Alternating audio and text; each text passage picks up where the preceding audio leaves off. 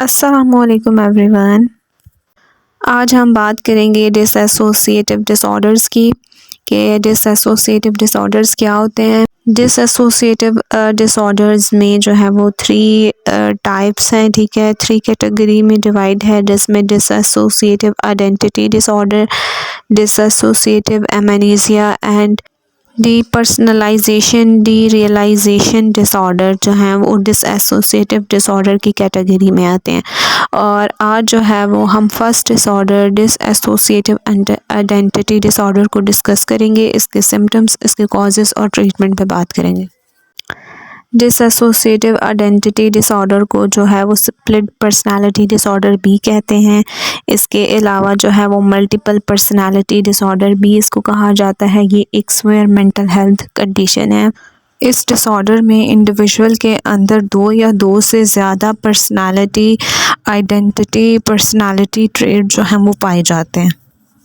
इस डिसऑर्डर में इंडिविजुअल अपनी आइडेंटिटी को भूल जाता है, जो उसकी थिंकिंग है या जो उसकी मेमोरी है या उसकी जो परसेप्शन है, ठीक है, वो सब जो है ये भूल जाता है। यानी कि उसकी जो पर्सनालिटी है वो चेंज हो जाती है। क्लाइंट को जो है वो रियलिटी नहीं होती, जो वो सोच रहा है, ठीक है, और जो रियलिटी में हो रहा है उसमें जो है वो बहुत ज़्यादा डिफरेंस है। डायग्नोस्टिक क्राइटेरिया की बात करें तो क्राइटेरिया ए है disruptions of identity characterised by two और more distinct personality state which may be described in some cultures as an experience of possessions. The disruptions in identity involves marked discontinuity in sense of self and sense of agency, accompanied by related alternation in affect, behavior, consciousness, memory, perception, cognition, and or sensory motor functioning. These signs and symptoms may be observed by other or reported by the individual. Criteria A के according वही बात जो हमने पहले की है कि इसमें इंडिविजुअल के अंदर दो या दो से ज़्यादा पर्सनालिटी स्टेट जो है वो हो सकती हैं। इंडिविजुअल के बात करने का जो अंदाज़ है उसमें जो उनकी वॉइस है वो भी चेंज हो जाती है। फॉर सपोज के एक टाइम पे जो उनकी पर्सनालिटी है वो और है, और जो है वो सेकंड टाइम जो है वो उनकी पर्सनालिटी, उनकी वॉइस, उनका जो बात करने का जो अंदाज़ है वो टोटली चेंज हो जाता है।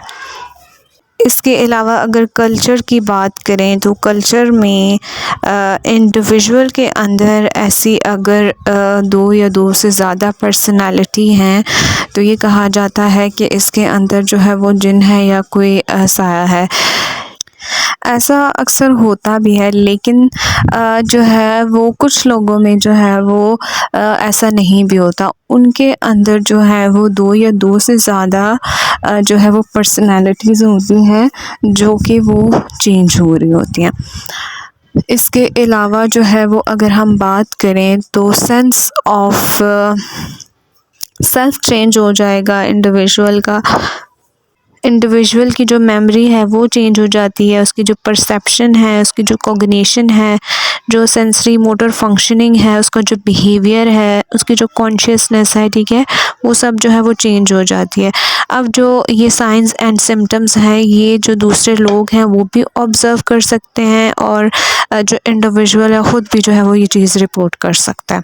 अब जो क्राइटेरिया बी है recurrent gap in the recall of everyday event importance personal information and or the traumatic event that are inconsistent with auditory forgetting. Recurrent gaps होंगे, इंडिविजुअल के जो इम्पॉर्टेंट इंफॉर्मेशन है उसको जो है वो याद नहीं रहेगी। एवरी डे जो भी इवेंट है, जो भी फॉर सपोज अगर उसके अंदर दो पर्सनालिटी हैं और उसने वो चेंज की है, तो जिस टाइम पे उसकी वो एक पर्सनालिटी थी और जब वो चेंज हुई है तो नेक्स्ट पर्सनालिटी में उसको जो टाइम था, जो टाइम उसने फर्स्ट वाली जो उसकी आइडेंटिटी है, ठीक है, उसमें जो भी चीज़ें थी वो इंडिविजुअल को याद नहीं रहेंगी। जो इम्पॉर्टेंट इंफॉर्मेशन है ट्रॉमेटिक इवेंट से लेके वो जो है इंडिविजुअल जो है वो भूल जाता है। क्राइटेरिया डी है the disturbance is not a normal part of broadly expected cultural और रिलीजियस प्रैक्टिस। अब क्राइटेरिया डी के अकॉर्डिंग जो है वो ये कहा गया है कि जो डिसऑर्डर है ये कल्चरल और रिलीजियस में जो है वो ये ना पाया जाए। नेक्स्ट जो नोट है, in children the symptoms are not better explain by imaginary playmates और अदर फैंटेसी प्ले। ये जो सिम्टम्स हैं ये बच्चों के अंदर जो है वो इमेजिनरी प्लेमेट्स और अदर फैंटेसी जो प्ले है, ठीक है, ये उसके साथ जो है वो एक्सप्लेन जो है वो नहीं होने चाहिए।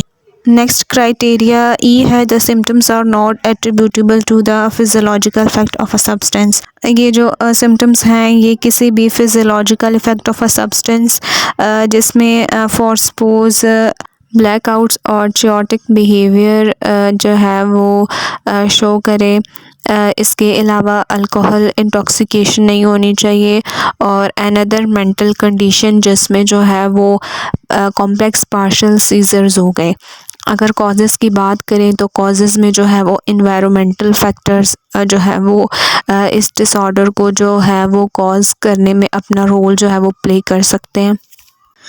अर्ली कोई चाइल्डहुड ट्रॉमा हो सकता है, अर्ली लाइफ ट्रॉमा हो सकता है, कोई neglect, physical, sexual and emotional abuse हो सकता है। इसके अलावा जो है वो कोई अर्ली लाइफ ट्रॉमेटिक एक्सपीरियंस हो सकता है।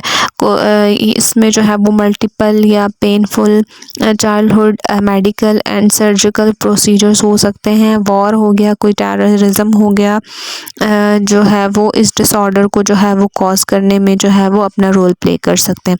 इसके अलावा जो है कोई प्रोलॉन्ग इलनेस हो गई जिसकी वजह से ये डिसऑर्डर हो सकता है। इसके अलावा डिसफंक्शनल फैमिली डायनामिक जो है वो ओवर कंट्रोलिंग पेरेंटिंग, इसके अलावा जो है वो इंश्योरेंस अटैचमेंट होगी, इमोशनल अब्यूज़ हो गया, ठीक है, निगलेक्ट हो गया, ये सब जो है वो इस डिसऑर्डर को कॉज करने में जो है वो अपना रोल प्ले कर सकते हैं। इसके अलावा जेनेटिक एंड फिजियोलॉजिकल फैक्टर हो गया, कोई ब्रेन इंजरी हो सकती है।